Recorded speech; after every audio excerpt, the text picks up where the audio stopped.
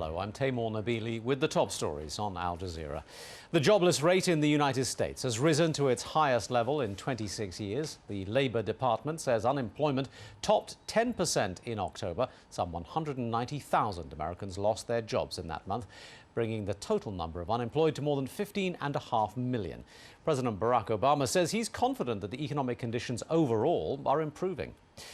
A vigil has been held for 12 soldiers and 1 civilian killed in a shooting at a U.S. Army base in Texas. 30 other people were wounded. Investigators are still trying to establish the gunman's motive. At least 25 members of a joint operation between international and Afghan forces have been wounded in Badghis province in western Afghanistan. NATO hasn't released any details of the incident, but the troops were apparently searching for 2 U.S. soldiers who went missing on Wednesday. The Taliban says those missing soldiers are dead and that they have the bodies. Former defence chiefs in the UK have criticised Britain's Prime Minister over his Afghanistan policy. They've accused Gordon Brown of dithering over the promise of extra troops. The comments came as Brown announced the UK will not walk away from its commitments in Afghanistan, but he warned President Hamid Karzai to do more to fight corruption in the country. Indonesia has allowed an Australian customs ship carrying 78 Sri Lankan asylum seekers to stay in its waters for another week.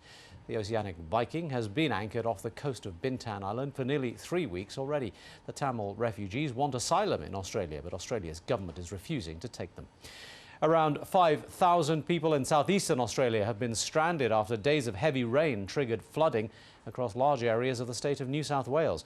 Forecasters are predicting more rain to come on Sunday. And 5 days of climate change talks in Barcelona have ended with no agreement, with rich and poor countries still deadlocked over cutting greenhouse gas emissions. This means that there will be no official deal to discuss when the world leaders meet in Copenhagen next month. And it could be more than a year before something concrete does emerge.